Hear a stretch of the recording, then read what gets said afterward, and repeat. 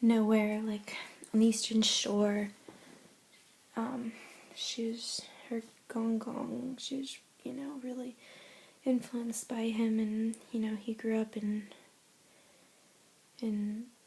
I guess, the rice fields of, China, and, I thought that she wanted to, get back to that kind of life. It's weird to think of her, like, in Times Square, I guess. Now I'm picturing her, and she's half Swedish, half Chinese, and has this incredible curly Asian hair. It's beautiful. She's quite an enigma would be the right word for her. I think that she's probably one of the dearest people to my heart, and I have such love for her.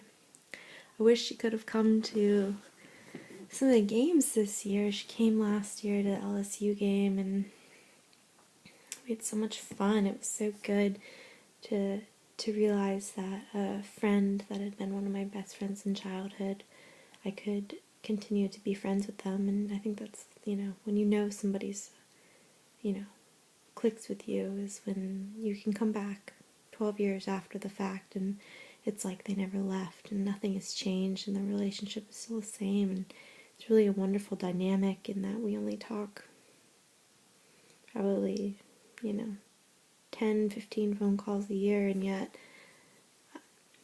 every time I see her, it's like nothing has changed. She understands me for who I am. She understands that I am terrible at using the phone and can't ever to remember to call people back, and would prefer to write letters, and she doesn't take it like, offensive like most of the people that I know do. She understands that I just have social anxieties, and it's great to have somebody, in your corner that like your family will unconditionally love you. Alyssa's, she's one of those people for me, and she's really wonderful. I can't believe that her brother, Brian's married now. It's crazy.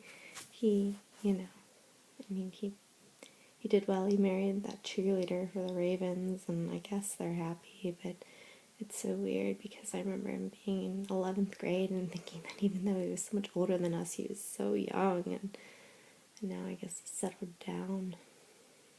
It's kind of a weird thing because when you think of these people that were older than you, and you think of, experiencing things pretty constantly at a rate of like 4 or 5 years ahead of you, it's crazy to think that that might be in my future, 5 years ahead. Marriage and a family and settling down. I don't think that I'm ready, but one of the weirdest things is I'm just kind of figuring it out, like having these moments with my father and realizing that, you kind of, age is just, this is so cliche, but it is just a number. I think of my parents as having everything figured out, and here they are. I'm at the point where I realize that my dad is flawed. I think of him as so correct in everything that he says and does, and getting to the point where I'm realizing that, adults are just bigger children mentally, and, and I think that maybe I'll never be mentally prepared for a relationship, that lasts for supposedly 70 years. How does one ever feel old enough for that point? Is there a point at which you say to yourself, yes, now I'm old, I'm mature, I've learned everything, or do you always feel like a child?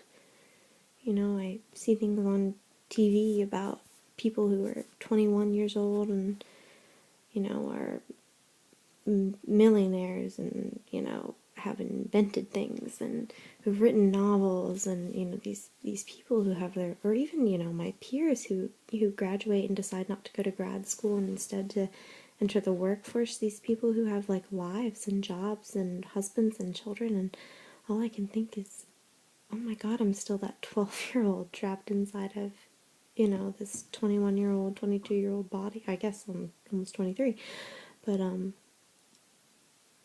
do you ever feel old? Is that something that happens? I really don't know. I'm kind of scared to find out, to be quite frank.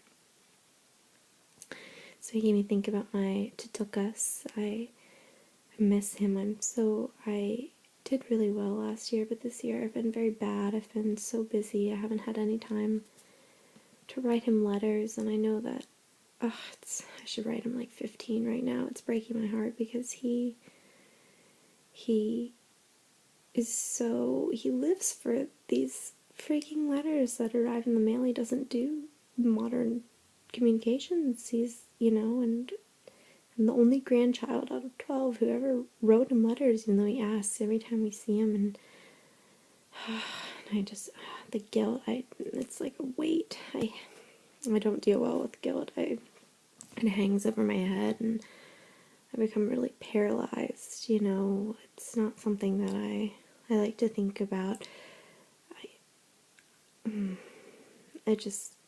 I hate that moment before bed when you're making the list of everything that's in your head that you haven't accomplished or haven't done, whether it be long term or short term. For me, it's remembering to, go to College of Arts and Sciences and get that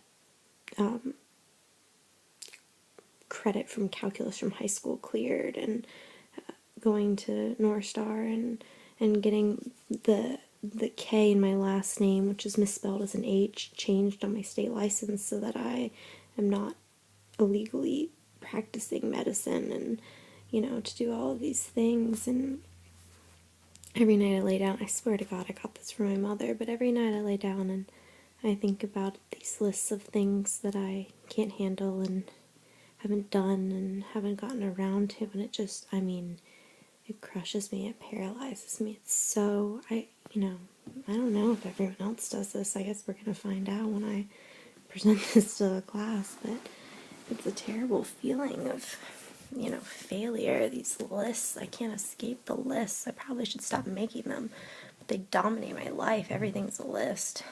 A chore, a task to be checked off. It's really depressing.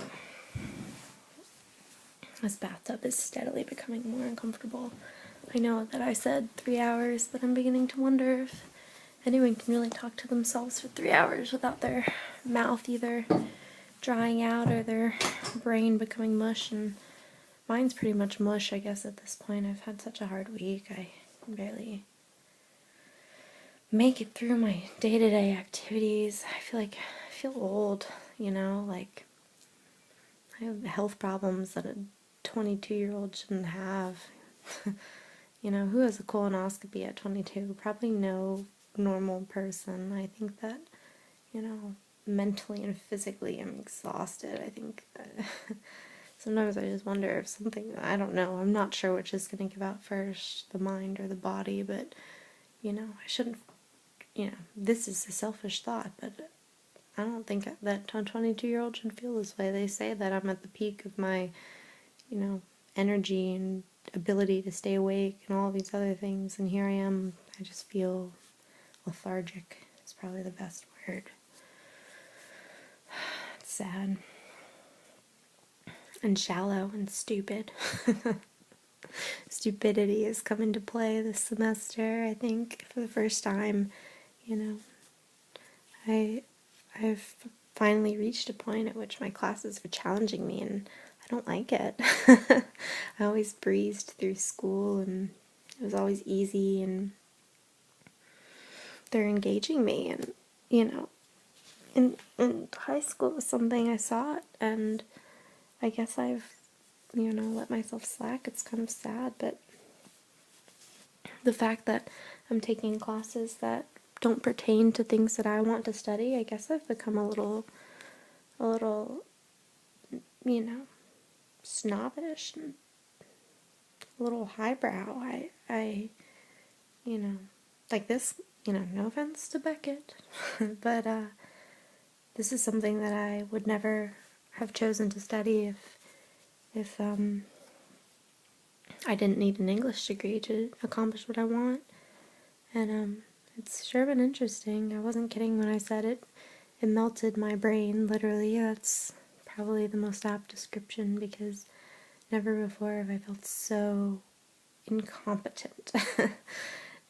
And I feel like I'm a fair writer, and I understand, I have a good grasp on on English and literature, and this one has just stumped me. I mean, maybe after listening to myself talk for a few hours, I can kind of understand where he's coming from, but for the most part, I feel like you can argue any point for this guy, and it's so hard. I've really struggled. It's weird. It's strange to struggle for me. That's really pretentious sounding, I realize after saying. I don't think I would realize after thinking it, but it's been difficult this semester, and especially being so sick and being in and out of the hospital. It's been weird. It's a weird journey.